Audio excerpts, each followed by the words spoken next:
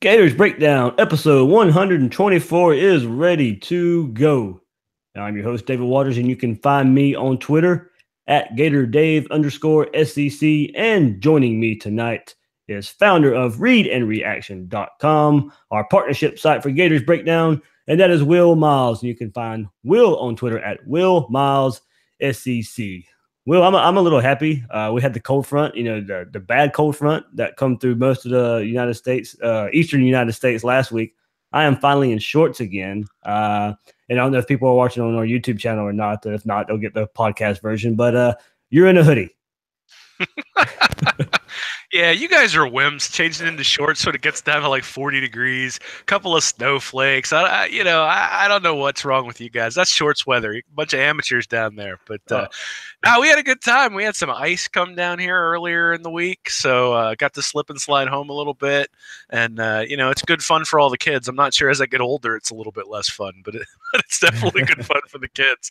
All I know is it's fantastic that my team did not blow a 13-point lead in the national championship game. That's all I'm really focused on right now. That was the blessing earlier in the week. I was dealing with an ice storm, but at least I got to watch that when I got home. Man, it looked like everything was going good for Georgia, and they were finally going to get that trophy. And whoo, man, hey, look, I was kind of talking to some people, and look, there you go. That's the difference between the teacher and the apprentice right now. The second half of that game, Saban goes and makes the change at quarterback. I didn't think he would make it. He did. It paid off. Kirby went away from a game plan that included Sony Michel, who was, I think, averaging 7 yards a carry, didn't keep it going, didn't use their best weapon, who proven to be a weapon against that Alabama defense. Georgia faltered down the stretch, and Alabama hits a big play at the end. Yeah, it's interesting. Nobody's really mentioning it now, but when long bomb, when Georgia hit the long bomb to go up 20-7, one of the things I posted on Twitter was that I was surprised he didn't go for 2 points there. And I thought that, I was like, at the time, I'm like, I'm not sure this is going to matter, but I would have gone for 2 to get up 2 scores. And it turned out that came back and bit them because the game was tied and went to overtime at the end just because they couldn't put anything else together offensively.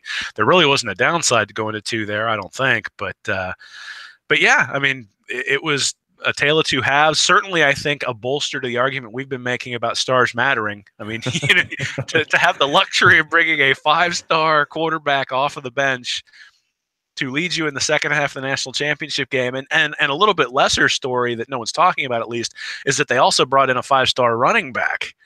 Who was a freshman who also really gave him a jolt. And so, and the game-winning pass to the 5-star wide receiver streaking down the sideline. There you go. And another Alex Leatherwood was left tackle. He was a 5-star too, I think, right? If I remember last year.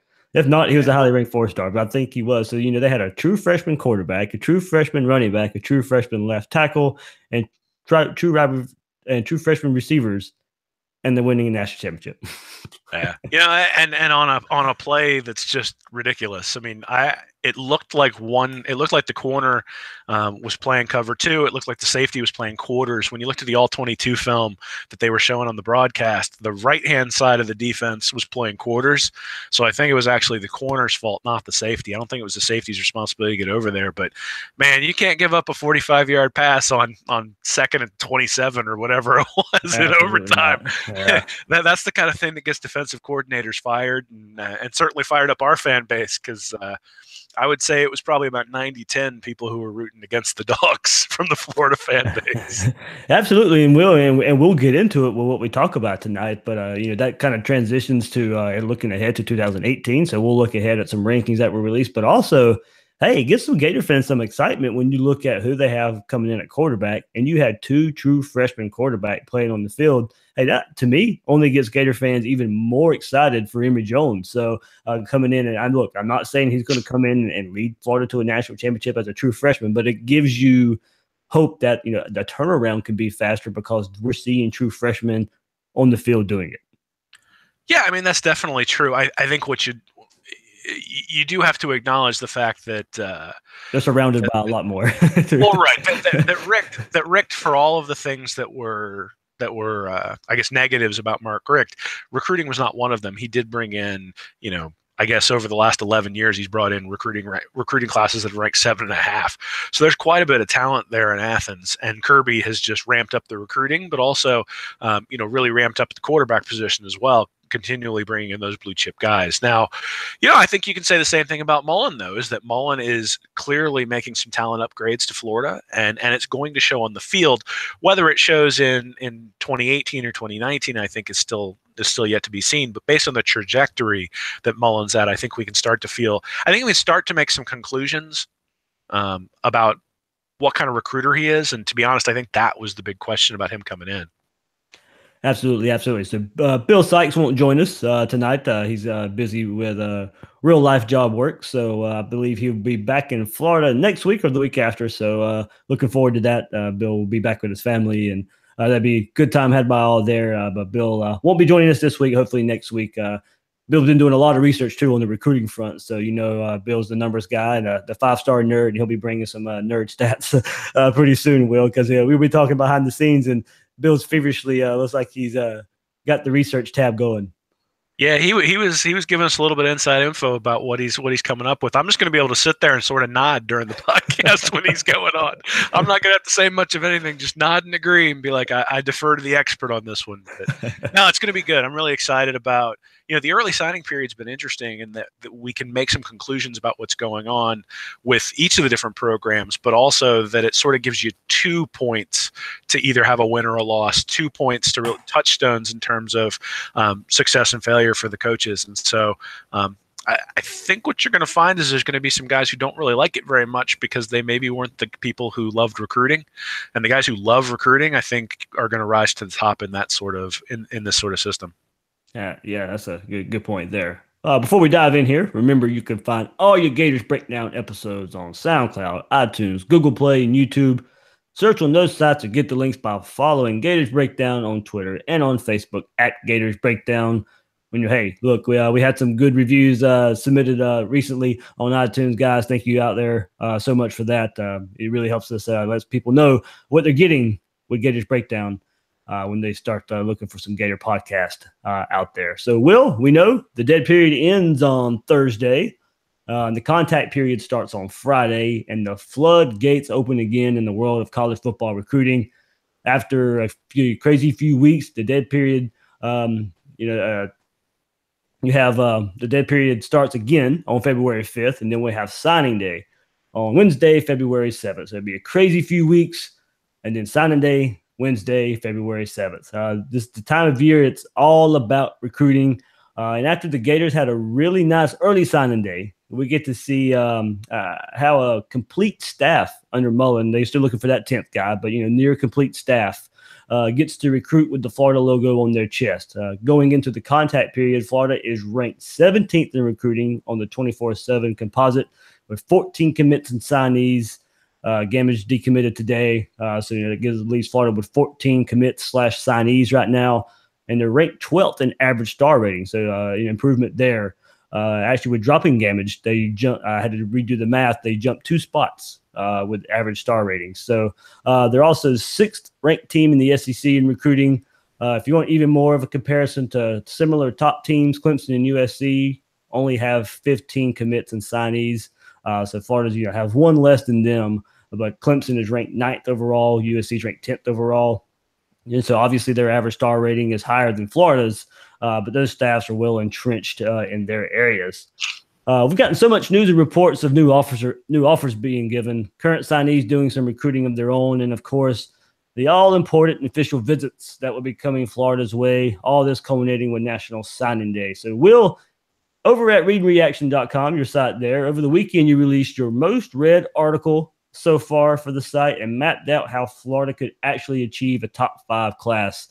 Now, the key word there was could. You did a nice job of not fluffing it up, and you shared your thoughts on a realistic finish for the Gators. And we must remember this is a transition class, but your first point was Dan Mullen is well on his way to a nice class, mostly due to signing blue chip prospects. Yeah, I mean, so first off, I really want to thank everybody for the support and for retweeting out the article and all that sort of stuff. It really does mean a lot to me that everybody's getting something out of it and that they're enjoying what I'm writing. It's great. It's great to see, and I love the interaction. But yeah, if you look at Mullen, so what I did was I went back and I looked at coaches going all the way back to Zook, and you look at how many 5 stars, 4 stars, 3 stars, 2 stars, and what did their first class look like. And Zook's had a national ranking of 10th, Myers was 12th, Muschamps was 11th, McElwain was 21st, and Mullen right now is sitting at 17th. That's a little bit misleading, though, because if you look at where he is in terms of the way 24/7 Sports ranks their classes, he's got 226 points, which is pretty much on par with where McElwain has ended up. He ended up at 227 in his first year. So if Mullen doesn't get any more recruits, he's going to end up right around where McElwain did after his first year, and I just don't think that's going to happen. I'm pretty sure Mullen's going to pull in 2, 3, 4 different people. So you start looking at that and say, okay, worst case scenario, if he pulls in two sort of top 100 players and isn't able to pull in Nicholas Petit-Frere, well, then he's probably looking at a class that ranks right around 15th. If he can pull in Petit-Frere, if he can pull in a couple other players. So I guess in the article I had sort of realistic having Petit-Frere, Jacob Copeland, Justin Watkins, Quay Walker, and William Barnes would be sort of the 5 additions to the class. Then you're looking at a class that's ranked 9th. And if you have a home run where you're just bringing all sorts of people, where you get Tommy Bush, Xavier Peters, Elijah Griffin, and add those to the guys I mentioned earlier, now you're looking at a class that's just peaking into the top 5. So it's almost impossible for them to get up there, especially because the recruiting is so top heavy this year. I mean, Georgia and Alabama and all those schools are already up around 290 points, and even a monster finish for Florida is going to put them up in that 290 range based on the 247 rankings. So I don't think they're going to get to top 5, but I think it's really realistic to say, hey, they might get to 9. And if you get to 9, he's actually recruiting better than Meyer and better than Zook. And one of the interesting things is when you look at the second year of these guys, when they start recruiting, well, now you can see a pattern where each of them jumped about 10 spots, but that wasn't good enough for McElwain. He jumped from 21st to 12th, and you look at Zook, Meyer, and Muschamp, they're a 1, 2, and 3 in terms of their rankings in the nation. So, I think the fact that Mullen is already bringing in these blue chip guys is representative of the fact that next year he's also going to do the same thing, but with a full year to recruit, a full year to build relationships. It's a symbol that he's going to recruit at the level of Meyer. And so now the question you got to ask is, how good of a coach is he? And that's a different question altogether. But you don't have to worry about the recruiting anymore. At least I don't think. I think he's going to finish with at least 2 or 3 more blue chips, and that's going to make this look like one of those classes that Meyer or Zook brought in. Yeah, I think what we're going to get with Mullen, and I like your point there, is kind of where you ended this.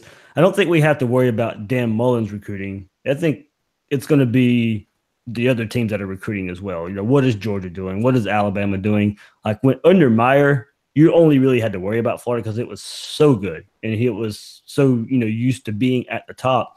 You didn't really worry about what other schools were doing. But I think times have changed where Florida's playing catch up a little bit. And I think early in Mullen's tenure, even though he's recruiting good, you're still going to have to look at what those other teams are doing more so than you did with Meyer until we get the results on the field that we were seeing there. And I like where you went with the whole second year, because look, that's what made Meyer's tenure at Florida. It was Tebow, it was Harvin, it was Brandon Spikes. Those 3 guys were the bell cows of that class. Those 3 guys led that class, and it was year 2, as you mentioned. So yeah, year 2, you can expect that jump. But right now, I think Florida has to worry about Florida. And and finishing out this class, there's names you mentioned. Florida's got the visits lined up. They got that last weekend before signing day really lined up with a whole bunch of players that are going to be there together, that are going to get the talk. Emory Jones will already be on campus. He'll already be going through some workouts and going through that. And and I talked about how Mullen found Tebow in his second year. Or Meyer found Tebow in his second year. Mullen's kind of already found that type of player, that type of quarterback in year 1. And that boosted up, that boosted his year 1 class up where you were talking about, Will, this could possibly be a top 10 class because he's already found that quarterback. He's already found the position that weighs so heavily in a recruiting class, and especially for Florida because of the lack of it. So so many years now going on since Tebow left. So I think those points you brought up, and then transitioning from year one to year two, I think he gets this big finish and has a good showing on the field in the fall. Going back to year two, I think that really sparks year two into something else.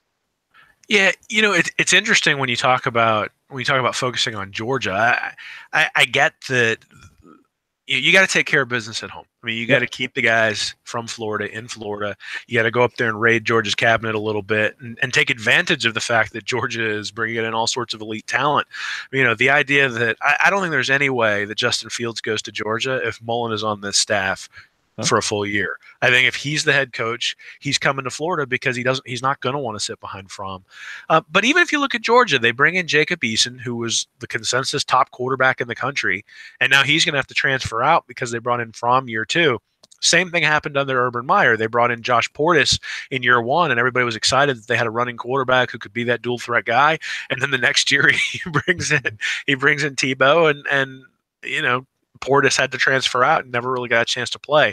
So the same thing maybe happens here where Emory Jones comes in. Now there's no Chris Leak who's established, and so Jones is going to get an opportunity to prove himself. But Eason played last year, was a little bit was a little bit up and down for Georgia. Fromm comes in, takes the job, and goes with it. So I don't think Georgia is anywhere near as good as they were this year without Fromm. I think Eason is a good player. I think Fromm's a transcendent one. From the stand, he's doing things. I know Herb Street was going kind of nuts on the broadcast and got a little bit annoying during the game, but talking about how he walks into the stadium differently and all sorts of stuff like that. But Fromm's a good player, and he certainly.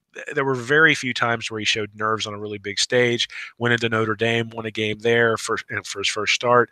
Those kinds of guys are special, and Florida's going to have to identify that guy.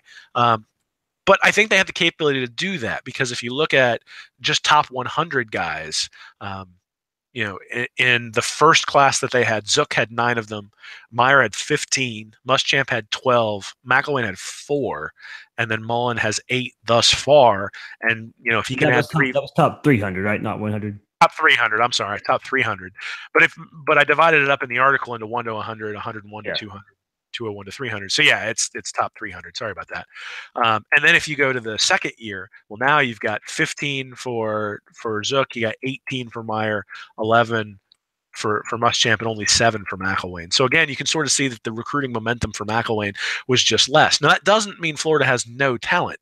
It just means that the 3 guys who came before McElwain were better recruiters than he was, and they had more talent to start with. So, to expect Florida to be competing for national championships in year 2, I think is probably aggressive. Now if Emory Jones turns out to be special, then, at that point, he can cover up some warts. And I think we saw that with Oklahoma this year, that Oklahoma certainly had some warts, especially on the defensive side of the ball, but they had such a transcendent player on offense at quarterback that they were able to, win a game against Oklahoma State like 63 to 61 and things like that. And just ran out of luck when it came down to the game against Georgia. They make a field goal, maybe the game's completely different. So, you get that transcendent player at quarterback and it can cover up a lot of warts. Until then, you got to out-talent everybody. And that's what Saban's done. Yeah. And that's actually what's so scary about Tua being in there now is that, if they've got a transcendent player at quarterback along with that defense, it's not going to matter what anybody does because they've just got a lot of horses. And so, I've sort of come around on this because I know I heard Bill saying this, or maybe he's tweeting this 2 or 3 weeks ago, that you just have to focus on Florida, and I think that's right, at least for year 1 and year 2. You have to focus on Florida. You have to make Florida better. You got to focus on getting and becoming a top 25 team before you focus on being a top 10 team. Before you focus on being a top 5 team, and Florida's going to have to do that, and that may mean that games against Georgia are going to be something where you're like, okay, we're going to go in and be an underdog. The nice part about Mullen is I think he's got the coaching ability to make that a competitive game, even if the talent level isn't absolutely equivalent. Yeah, and going back to that top 300 that you were saying, so Mullen already has 8 compared to McElwain's 4, already doubled, and that's just an early signing period. Yeah, so he's got 7 that have actually signed, right? Right, yeah. So there's one who's a hard verbal commit, but hasn't necessarily signed yet. But he's going to pull in 2 or 3 more. I mean, that's pretty clear when you look at all the noise with all the official visits, all the momentum, all the different things that just there are going to be people who are going to commit. I think, they've got maybe 4 or 5 top 200 receivers who they're looking at. I think they'll probably get 1 or 2 of those. I don't know that they'll get all of them. But they are going to get 1 or 2. And then the other thing you have to factor into this recruiting class, and people people took umbrage with my article in this respect, is that I wasn't including Grimes and Van Jefferson in the count. Oh, I was going to go there next. So. and those guys are transferring in. I went back and I read some of the rules, and I think the rule is you do have to count them for this year, or at least you have to count one of them for this year's class to the 25, because they had 23 signees last year, and they would have had to count Malik Zaire as a transfer to that class, so they would have had 24. I think that's right. And so they've got 1 spot for last year that they can fit a transfer in for that 25 rule, assuming they have the scholarship available, and then and then they'll have to count 1 for this year. So you do probably have to include that. But looking historically, I didn't really think it was fair to say, because if Zook or Meyer or Muschamp brought in a transfer, I didn't have that information on hand and to include that in. And once you start getting back to 2002, the recruiting rankings get a little bit sketchy anyway. So. Yeah, so, and it's also hard to compare where Florida would be where some of these other transfers land as well, like for other programs around the nation. So like Michigan getting Shea Patterson as well. And, that's just one example. So other schools will also kind of be, you would have to compare it to what's happening at their schools as well, because Florida is not the only school getting transfers and grad transfers and the like as well. So I think, we just kind of do have to look at the high school recruits when we're looking at, but don't make no bones about it. It is a big deal that you're getting Van Jefferson and Trayvon Grimes, and we still don't know if they're eligible or not. So that's another reason I don't think you can count them in this. We still don't know if they're eligible. It looks good. And I know there was a rumor out there earlier this week about them being that everything was passed and they're going to be a part of the team in 2018. That is not true. It was a rumor that started. There's nothing out there right now that Van Jefferson and Trayvon Grimes are going to be part of this 2018 team. But that's there was a lot of thought of how they would fit into the rankings. And even if we did want to throw them in, it's really hard to say. There is a history there in recruiting rankings that you get devalued as a recruit if you're a JUCO. And in a way, that's what kind of these guys are. Many 5-stars that go JUCO route end up a 4-star were being re-recruited out of JUCO, and 4-stars end up 3-stars. They just get devalued from when they leave high school to college, and if they go another route. So I think these guys would get devalued as well because they're not high school recruits. It's kind of just the way it goes. I think that's mostly due to you're just not going to have them as long, so the value of those players drop. Now I do think they add value to this class, and especially it being a transition class. And I still think it's a position of need because Tyree Cleveland is the only consistent playmaker that's a true wide receiver. So, there is a whole lot of value in these 2 guys. They were highly recruited. One's from the state of Florida. He's proven himself at St. Thomas Aquinas in state championship games. And Van Jefferson went to Ole Miss and made some plays. So there is a lot of value to those guys. It really is just hard to calculate knowing that, they're not high school recruits. Yeah, but what we're really doing is we're talking about depth. Yep. So if Tyree Cleveland gets a high ankle sprain, your deep threat is not gone, and you can still actually throw the ball deep, which is what happened last year. Tyree Cleveland got hurt. He was actually trying to play in a bunch of games, and it was very apparent that he just could not plant on that leg. No one had to, the defense didn't have to respect the deep ball, and they didn't. And the safeties creeped up, and there was no space for Franks to throw the ball. And those are the sorts of things that you just can't have happen. You have to have someone who can come in when somebody else gets hurt, because inevitably you're going to have people hurt throughout the year. The other thing I think when you talk about Mullen that it's hard to characterize again in the types of numbers, and really what I'm looking for is trends, right? I want to know, is Mullen more like McElwain or is he more like Meyer? And that's really, I think, the question most people are asking from a recruiting standpoint. Now you can throw Zook and Muschamp in there because they recruited just as well as Meyer. There were on-field issues, and we'll probably get to that, but they recruited just as well as Mullen. So the question is it like a Florida program thing where McElwain was just an outlier? And I think that's what we're seeing. I think what we're seeing is that McElwain was an outlier. And in fairness to him, he took over a class where the recruiting ranking was well over 100 when he took over. Yeah. Whereas he, I think, left Mullen with a cupboard that was a little bit more full. Though the fact that all those guys have or the majority of those guys have committed to come play for Mullen, indicates to me that perhaps there were just a lot of guys who wanted to play for Florida, who grew up in the state and who wanted to play there, and that was sort of their favorite team, and that's where they were going regardless. I mean, there were a lot of guys who didn't waver at all when McElwain got fired, which I'm not sure is a real singing endorsement of him.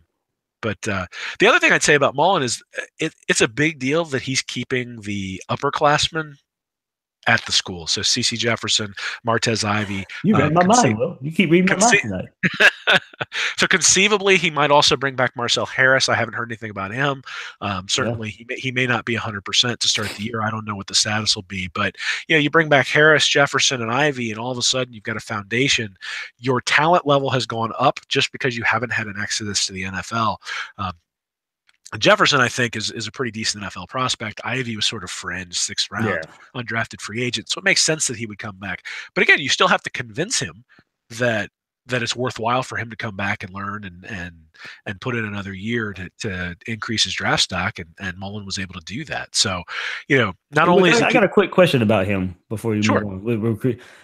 I think it's beneficial that he comes back, and not only because of that, but he was a triple option, really run heavy prospect coming out of high school. It was a really run heavy offense.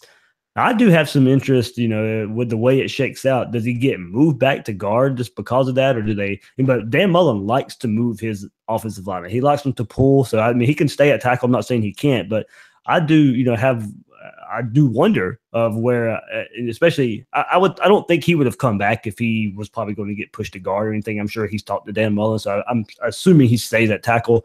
But I wouldn't be surprised if Mullen moves him around in different positions because of the way he likes to pull. If you're a tackle, you'll go all the way across the formation, and Ivey can move. He can. We've seen him pull in McElwain's offense, but his experience coming into college was, let's run the ball. And I had my doubts that he could become this bookend left tackle because of that reason. It was all about measurables, and I was kind of going based off of experience that he just didn't do it a lot in high school. And, it kind of showed he wasn't the dominant left tackle, a 5-star, should be. He's serviceable. He's okay, but he's not the left tackle as a 5-star. So could he be a 5-star guard in a run-heavy offense? Can he be a 5-star tackle in a run-heavy offense like Dan Mullen likes to do? I think that's one reason he could come back, and we get to see that, and he gets to improve his draft stock just a little bit in a different style of offense.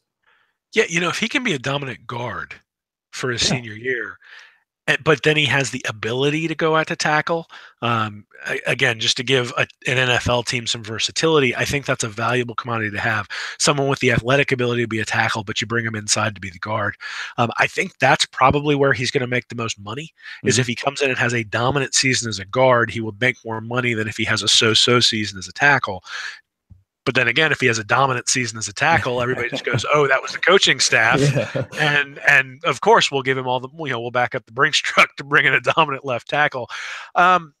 Part of it is there's a lot of tackles on the board for Florida from a recruiting perspective. I don't know whether you necessarily want a true freshman starting at left tackle in the first game of the year. At the same time, the first game of the year is what? Charleston Southern. So you're not necessarily, it's not Michigan.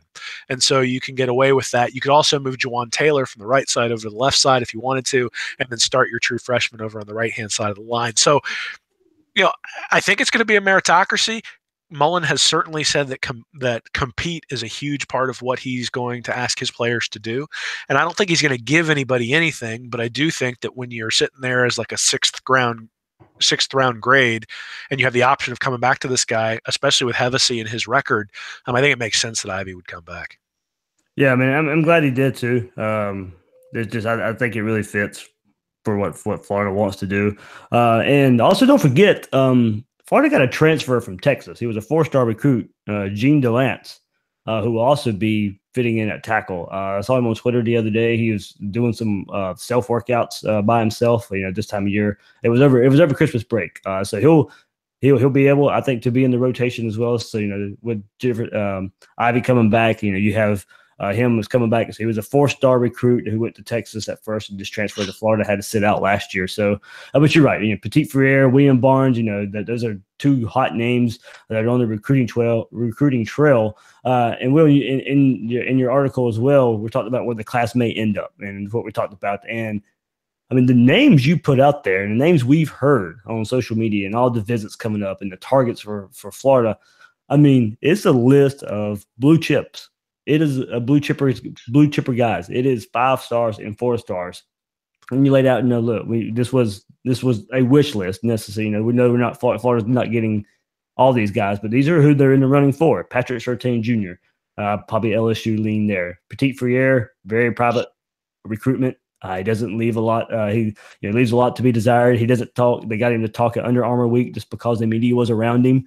So he gave a little bit more. Elijah Griffin, cornerback there. William Barnes. Many people think he's a Florida lean, maybe North Carolina there. Jacob Copeland, probably a Florida lean. If you ask some people, a lot of people think he'll end up at Florida, but watch out for Alabama, Tennessee there. Justin Ross, Quay Walker. Oh, man, I tell you what, they can't let him go to Georgia. That's where a lot of people think he's leaning. But that's another 4-star linebacker. Hey, Florida could use that a 4-star linebacker in an attacking style, Todd Grantham defense. He'd be a big-time recruit for this Florida team. Hey, another 4-star, Justin Watkins, Florida leads for him. And there are some off-field issues, some great issues. They wonder if he can get in. But looked like Bama, LSU, maybe it fell off a little bit. I heard it's maybe because of the grades, but that was just some talk. Don't know. But he was at the Under Armour practices. Really, really good practices there. Looks like Florida could easily get him in. I know Luke Stampini from our friends at GatorBait.net, 24/7 Sports there, put a crystal ball in for him to Florida. So things are looking good for him.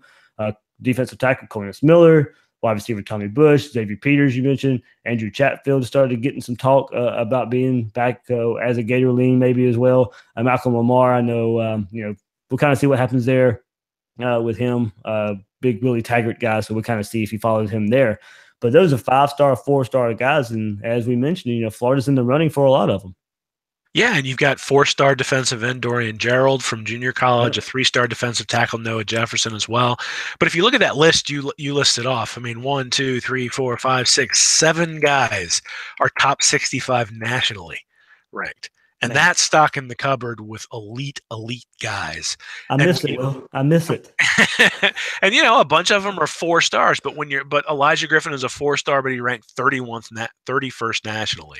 Yeah. So I mean, that guy has a much larger probability of being a star compared to a 4-star who's rated 297th or something like that. And so, again, when you look back at the way I split things out in terms of 1 to 100, 101 to 200, and 200 to 300, I mean, that's really where you see the difference is that Meyer, Zook, Muschamp, and now Mullen are bringing in those guys in that 1 to 100 range.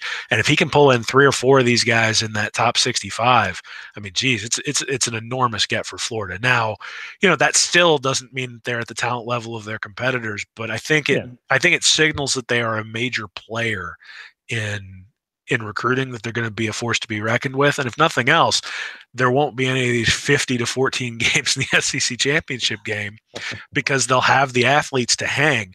And in some cases, I mean, Florida's talent is not terrible. It's just not Georgia or Alabama. And so, I think the combination of some of the coaching shortcomings and the strength and conditioning shortcomings and the graduation of many of Muschamp's players and the recruiting that had fallen off a little bit, I think, is why you see the 4-7 season this year and sort of the lack of competitiveness, particularly on the offensive side of the ball. And then the defense sort of caught up this year. So I think Florida's got pretty decent talent level, but I think Mullen is upgrading that considerably, and I'm excited to see where it goes. Yeah, Bill. Will, we know Bill's shared it, and he's kind of the reason I fell in line with it. But one reason you wrote the article and one reason we talk about it. Stars matter, and it really does. And coaching matters too. Don't get me wrong. But I kind of look at it as just because you have the stars, it doesn't mean you'll win, but you can't win without them. Yeah, I mean, stars are a foundation for what you're trying to do for a program.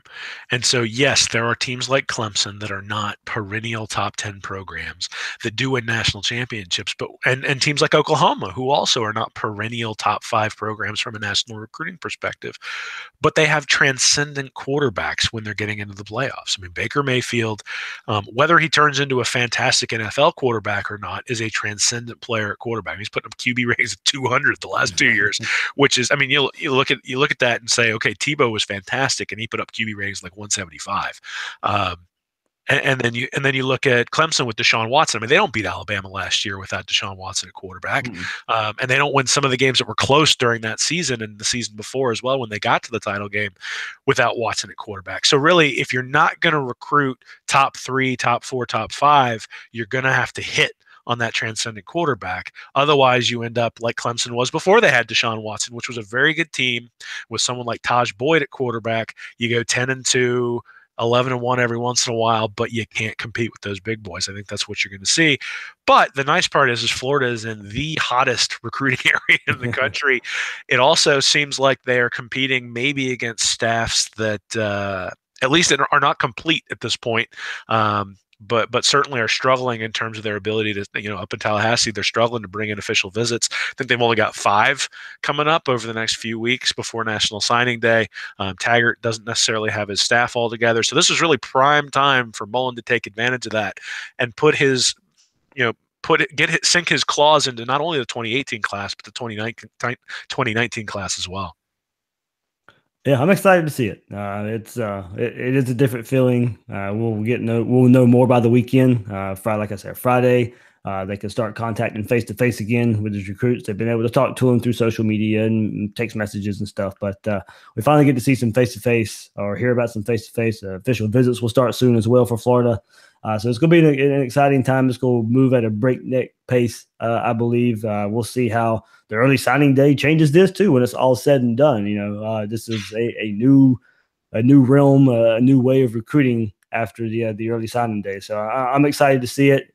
We know the big names are on the board for Dan Mullen, and we'll see how he finishes. So, what was the big takeaway that you just wanted everybody to get from looking at the targets that Florida's going after and this being a big first-year transition class? I think the takeaway is Mullen is more like the previous Florida coaches, not McElwain. That his profile after the early signing day period indicates that recruiting is not going to be an issue for him. And I think we sort of saw that the first day he went out and went after Justin Fields and said, to hell with what my other recruits think. I'm going to go after the guys who are best for my system, and I'm going to go after who I need to go after when I need to go after them. And I'm not going to worry about what other people think. And if they want to jump on board, that's great. And if they don't want to be on board, that's great too. And I'll manage that the way I want to manage it. And that's paying off. The aggressiveness is paying off. Clearly, he's got coaches who are going out there and pushing for commitments. He's got coaches who are going out there and recruiting. He's got his recruits out there recruiting. The information we'd heard about Quay Walker was that Emory Jones was in his ear. Yeah. So, not only are they encouraging their coaches to go out there, but they're encouraging their players, especially during these dead periods. And man, I really wouldn't want to be one of these big time recruits because the coaches can focus on them right now because half the classes are already signed. So it's going to be it's going to be a full court press on some of these guys coming up the next few weeks. Yeah, that's what I was talking about. How different it's going to be. And you're right; these guys who haven't signed yet, and now head coaches and recruiting staffs can really pinpoint guys. Phones are going to be blowing up. I hope these recruits have their phones charged because the coaches are going to be calling them left and right. Well, even on Twitter, I mean, there are portions of the fan base that'll tweet at recruits, some really awful things, but that's only going to ramp up too for some of these guys because they're again, there's guys who are already on board and they've signed their national letter of intent. So there's no risk they're going to flip, and so you don't have to pay the kind of attention you would have had to pay them in the past. And I think that's going to. I think now that the early signing period was a win for Mullen, he's going to be able to focus much harder than he would have been able to before because he would have had to continue to talk to Emory Jones. He would have had to continue to talk to Trey Dean. And that doesn't mean he's not talking to them, but he would have had to continue to worry about them as recruits who could conceivably flip. He doesn't have to worry about that right now. They've signed their letter of intent, and so now he can focus on somebody like Petit-Frere and say, we're going to put the full court press on this guy because we've already got these guys in the fold. And in fact, he can probably even involve the players who've already signed the national letters of intent in the recruiting of those guys. And so it's sort of a concerted effort by everybody who's now on the same team. Absolutely. It's going to be a fun time to watch. Well, we were kind of, discussing over the weekend what we were going to have talking about this episode. National championship game was, of course, Monday night, and we kind of briefly discussed our thoughts on that. But the one thing about the national championship game is, of course, the next day you can always look forward to the way too early top 25 predictions and projections. So, of course, every major website had one. And I was really interested in seeing what they would think about Florida being led now by Dan Mullen. As soon as the national championship game was done, I knew we would get them, and it was something I was really looking forward to. So we knew ESPN was going to be the most popular, and it was led by the usual suspects. Of course, Alabama 1, Clemson 2, Ohio State 3, Oklahoma 4. They had Georgia at 5. And so some other programs of interest. They had Miami at 7, Auburn at 12, Mississippi State at 19, Florida State 22, LSU 23, and South Carolina 25th. So that means the Gators are not ranked in ESPN's way too early top 25 poll. It's not a total surprise after a 4-7 season and a coaching change. Like me, and this is Mark Schlabach writing for ESPN, he might be taking a more wait and see approach. But I found it interesting that they're putting belief in the team Dan Mullen built at Mississippi State, and they have a new coach, but in a way not giving Mullen credit for as good as the coach as he is, and then not ranking Florida because of that. Out of 7 polls that I found, Florida was only ranked in one of them. And that's out of ESPN, Athlon, Sporting News, USA Today, Yahoo, CBS Sports, and Sports Illustrated. 7 of them, and Florida was only ranked in one of them. Then I'll get to the details there a little bit. But, Will, you got straight to the point in the headline of the article you released today on this, entitled it, Way Too Early Top 25 That Doesn't Include Florida is Short-Sighted. Yeah, so I mean, I don't know what else they want Mullen to do. I mean, so I went back and I looked and I said, okay, for the last 4 years, what have those teams' recruiting profiles looked like, and how have they ranked in the ESPN Football Power Index, so the FPI? And really, what you find is that correlates. That teams that are in the top 25 tend to, let's say you're ranked 22nd for 4 straight, that's your average over 4 years. Well, then your average recruiting ranking is typically around 22nd for those 4 years as well. And what happens is if your recruiting is at 20 and you're constantly coming in ranked at 40, that means 2 things. 1, you're about to get fired. And 2, it means that you're not a very good on-field coach. And you see that when you look at somebody like Butch Jones. So Butch Jones at Tennessee, he ranked 13.4 nationally in recruiting, but 43rd in the ESPN Football Power Index. And even before this year, he was at 12.5 in recruiting and 29. So that's a 16.5 unit difference. And that's just indicative over and over and over again. If you look back at coaches, so Al Golden's a great example as well. If you look at Al Golden, he really struggled at Miami. And so that's just, those are the types of things that you see with coaches who get fired, is there's that separation. And with Mullen, there is no separation. I mean, he had 26.8 was his average national recruiting ranking at Mississippi State, and 30.6 was his FPI. So it's about a 3.8 unit difference. That he was a little bit worse on the FPI than he was in the national recruiting ranking. But that's not unusual. Urban Meyer, when he was at Florida from 2005 to 2010, was a 2.8 unit difference. So 4.7 to 7.5. But if you look at Zook, Muschamp, and McElwain, they were all up around a 19 unit difference between the 3 of them. And so what that indicates is that those guys were not good on-field coaches. They weren't getting the most out of the talent they were bringing in from their recruiting classes. Now you can argue that Muschamp brought in skewed recruiting classes, that they were defense heavy, tilted towards the defensive side. But offense is a part of the game. So, maybe his recruiting wasn't tailored, and that's what caused the problem. Though I don't know that you would necessarily make the argument at South Carolina that his recruiting classes have been that skewed, and his offenses have still been terrible. So, I think there's something to be said about a track record for a coach who, just is not getting what he should out of his recruits. And the problem with McElwain is not only was he not getting what he should have out of the recruits, but he also wasn't recruiting as well as some of those other guys. So in a situation where Zook was going 9-3, McElwain has a year where he's 4-7, and everything falls apart just because of that difference. But again, if you look at Mullen, he doesn't have that separation. So between Mississippi State's recruiting ranking and their FPI, it basically matches. And so I anticipate the same thing is going to be true at Florida. Now, maybe there's some transition here where, the players that Mullen is inheriting don't necessarily fit his system. Some guys transfer out because they don't want to deal with the strength and conditioning upgrade that's going on. There are people who are maybe McElwain's favorites who are going to fall out of favor with Mullen and are going to get pushed out, those sorts of things. So maybe that first year there's a little bit of a struggle. But the reality is, no matter what you say about McElwain's recruiting, it was still top 15 over the 3 years that he was there.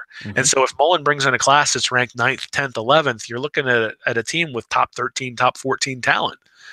And he's proven that he will get results over an extended period of time, 9 years at Mississippi State. He's proven that he'll get he will get results in the FPI that match what the recruiting ranking is. And so the same thing applies to AP polls. I've done this with AP polls in the past. It's kind of hard when you're looking at multiple teams because teams fall in and out, which is why I decided to use the FPI. But it's a trend, and you can see it. If you look at 2017, you can actually see teams that made coaching changes and why they did. So Georgia is actually one of them. So Georgia, from 14 to 17, had a 5.8 average recruiting ranking, but a 17 average in terms of the FPI, and that is Richt. Right, that is Mark Richt. I mean, then that's why they made the coaching change. If you look at a team like Notre Dame, so Kelly saved his job this year, but still he's at 32.8, or I'm sorry, not 32. He's at 12.3 for recruiting and 20.8 for their FPI. So, and he sort of alternated between a bad year, good year, bad year, good year, and so he just had a good year this year. If I had to put money on somebody not making it through next year, it'd be Brian Kelly at Notre Dame, because I think he's primed to have another one of those bad years. And when he does, they're gonna look to make a change. So you can really use this to predict who's gonna, is a coaching change needed, and see the results of those coaching changes. It's the same reason that Malzahn is on a hot seat at Auburn, is that he's sort of had those alternating years where Auburn's good one year and bad the next. Now, part of that is they're in a division with a juggernaut, but at the same time, the expectation at Auburn when you're bringing in top 10 classes is you're going to have a top 10 team, and they haven't had that every year with Malzahn, and so that's why people have been getting impatient with him. Yeah, it is. I mean, it's just weird.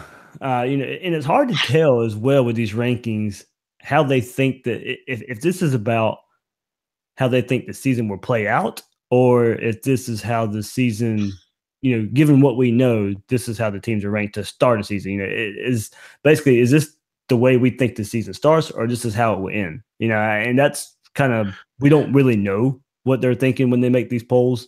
If it needs way too early. So I have a feeling with Florida not ranked that this is how, it is a wait and see approach, and this is how the season may should start. And maybe Florida doesn't start the season ranked. And you look at Florida's schedule, and it's very manageable. And I think, we've talked about it before, and we can, and we'll bring it up a little bit. I think if you look at Florida's schedule, they're at least good for 7 wins.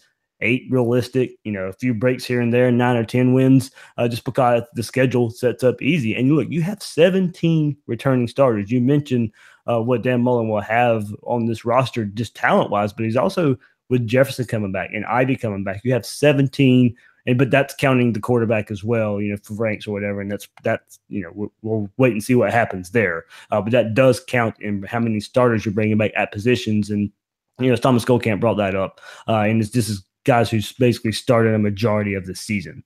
So that's how he kind of calculated that.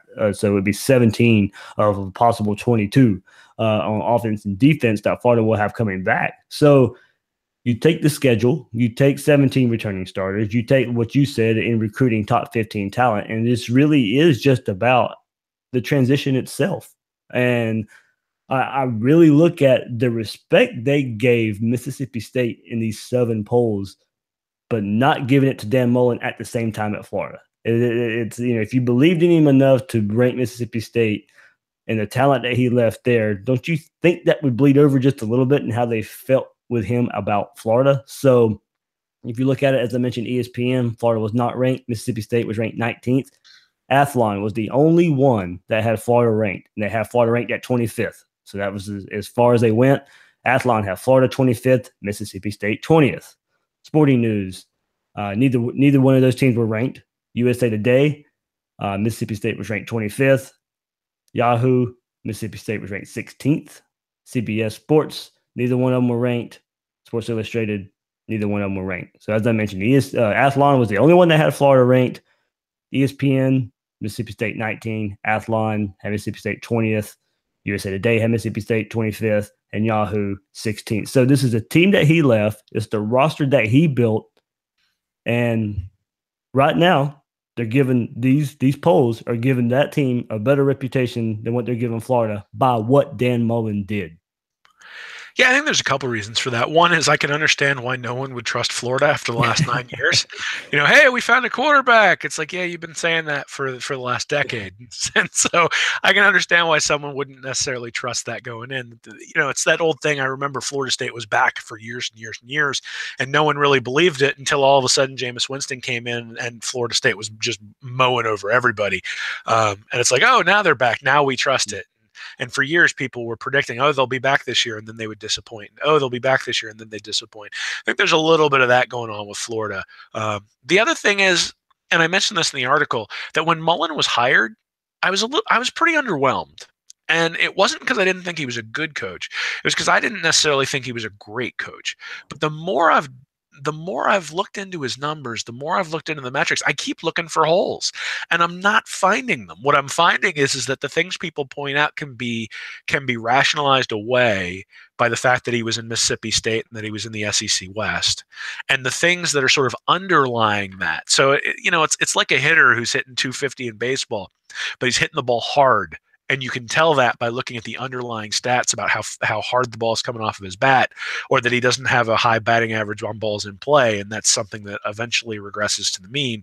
That sort of thing, you don't pull that guy. You don't say, oh, he's losing it. You just say it's eventually going to come back to where it would be in the average. The underlying numbers for Mullen just look fantastic. And I'm not sure that anybody at a national level has taken the time or has the ability to go and look at those underlying numbers and say, hey, this is why Mullen's going to be successful. I think what they do is they go, oh, he was a decent coach in the SEC West, and now he's moving over to the SEC East. He's not going to win the East because Kirby's over there.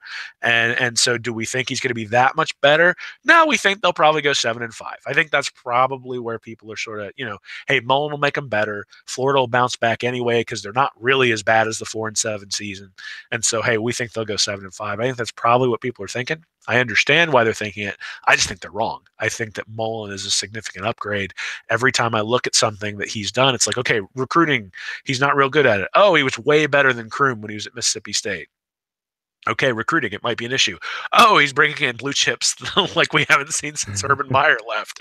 Is he really that great of an on-field coach? Oh, all of his recruits, all of his recruiting rankings and his FPI rankings match. I look at it and say all the signs point towards positive. I was wrong. My initial reaction I don't think is based in reality. And I'm not sure that other people have had the opportunity to catch up on that because they're not Florida specific like we are. And we keep breaking it down and looking at Mullen specifically, looking at those underlying things and are seeing stuff that maybe people on the national level aren't seeing. Yeah, and if people listen to us long enough, we have no problem being critical. And like you said, you're looking for wrinkles and stuff that may signal that this may not be the top tier hire that is that is looking like a good hire right now, and we're looking for reasons why it may not be, or reasons why it may not work out, and not necessarily, and that's not to say we don't want it to. It's just we look for things. We try to look at both sides of the story, and we give the credit that he did great things at Mississippi State when the deck was stacked against him. And yes, there's the ranked team, 2-15 or something like that versus ranked teams. Well, you know what? It's a feat in of itself to have 17 games where Mississippi State's ranked to begin with.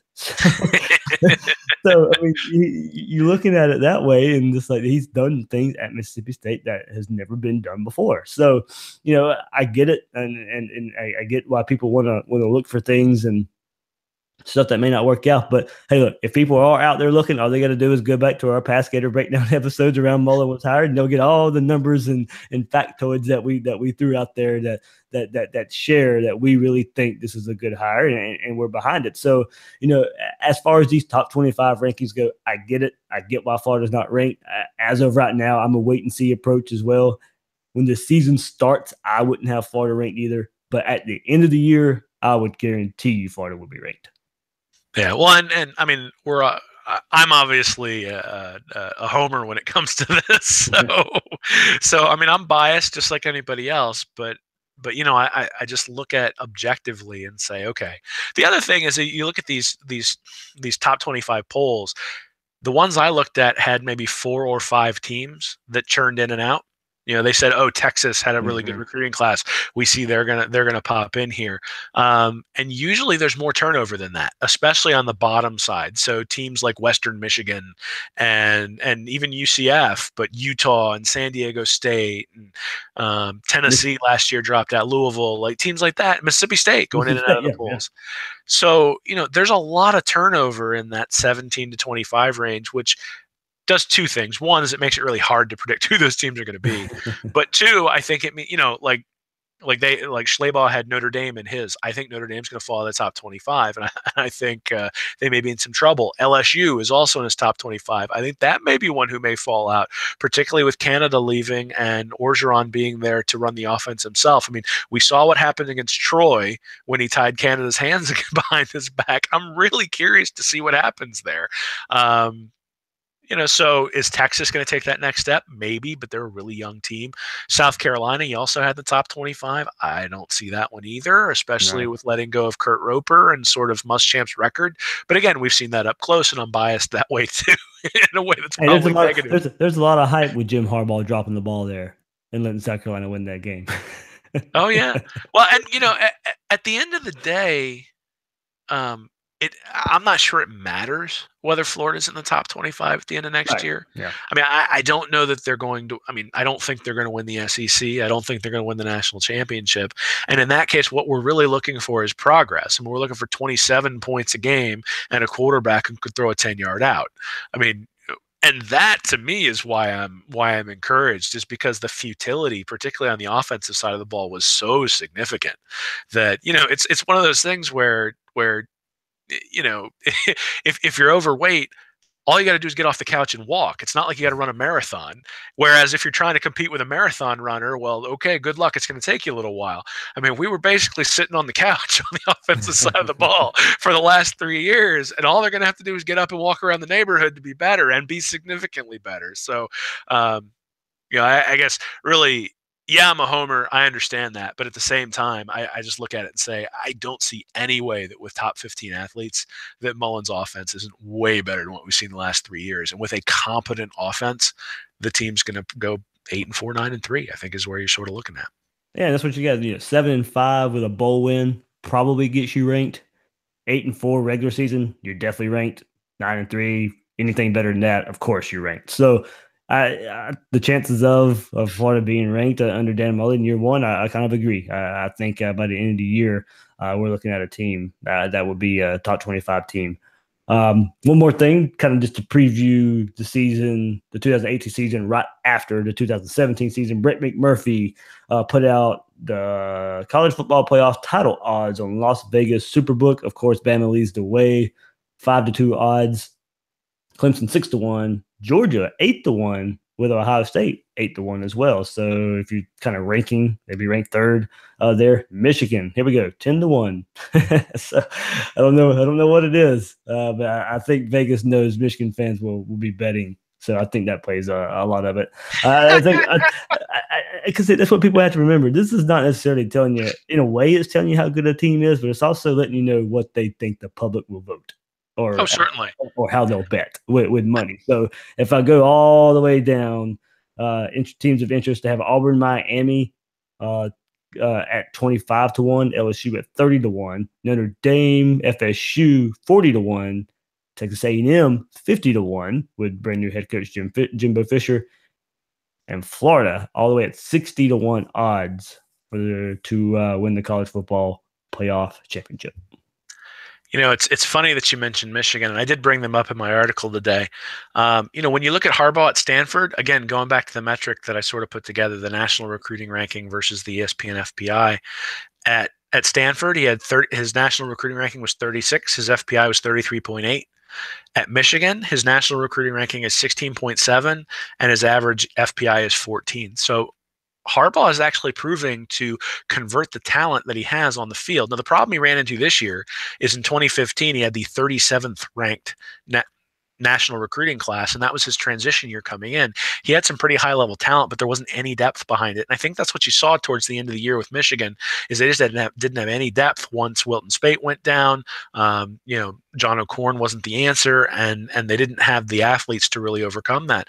I'm actually pretty high on Michigan this year because he's going to bring in another top probably 5 recruiting class, and now you're going to be looking at those high level athletes with the depth and with Harbaugh's coaching ability. Is he going to beat Ohio State? Probably not. Ohio State has horses in a way that Michigan just doesn't right now. But I think it's premature to throw dirt on Harbaugh's grave at this point. I think Harbaugh's a pretty good coach. I think the metrics play that out. And so 10-1, that might be one I'd bet. I'd bet that before I'd bet Florida win the national championship at 60-1. Yeah. I mean, I just and they may have Shea Patterson at quarterback. Well, and we already talked about if you've got an elite quarterback, then it makes a difference. So that to me is the focus in 2018 for Florida is Emory Jones that guy? Is Kadarius Toney that guy? Will he get the chance to prove that he's that guy? And that, I think, comes back to Van Jefferson and Trevon Grimes. And if those guys are on the outside, then perhaps you have the opportunity to bring Toney back in and give him that shot. So, that's what 2018 is going to be about to me, is figuring out, do you have that guy? And if you don't have that guy, then going to get him to bring him in for 2019. Yeah, real quickly before we end this episode, a little bit of surprise. It been Tuesday, looking around on Twitter, and I noticed Jajuan Ciders' Twitter bio that he's the tight ends coach at Florida, and Greg Knox will be the running backs coach for Mississippi State. And that surprised a lot of people because we thought Jajuan Ciders may be the running backs coach. That's what he was under Jim McElwain. A lot of people don't like it because they thought Jajuan Ciders was a really, really good running backs coach, and he is. But I kind of caution to the worry there. Knox knows Mullen's offense. He knows the terminology. He knows how Dan Mullen wants it. He knows the language of the offense. It's just less communication, less confusion that's going to take place when you have Knox at running back. Jajuan Ciders does have experience coaching tight ends at West Virginia his last 2 years there while he was coaching running backs as well. Now, West Virginia doesn't use the tight ends a lot in that air raid offense.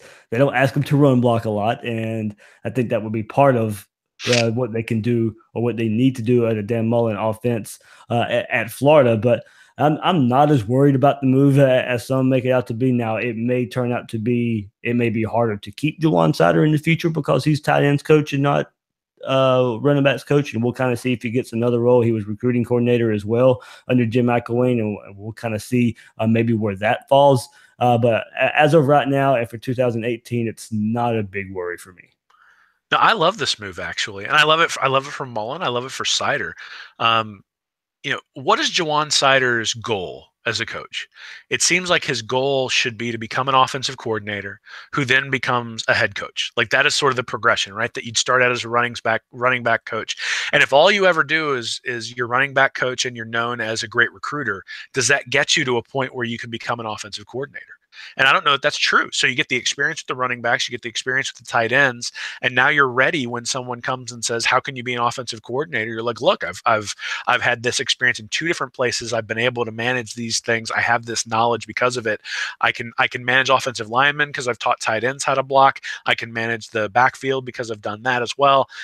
I think in any case, if you make a coach more well-rounded, you're helping him achieve his career goals. So as far as actually maintaining Ciders, I think it's probably a good thing to move him to that position because he's going to get experience that he hasn't had before, as opposed to just getting pigeonholed as a great recruiter who's a running backs coach. The only thing I'd complain about is that they don't have a special teams coordinator right now. And special teams has been so bad that I just think that's something that they need someone who's directly responsible for, if for no other reasons that we can yell at them when the special teams aren't any good,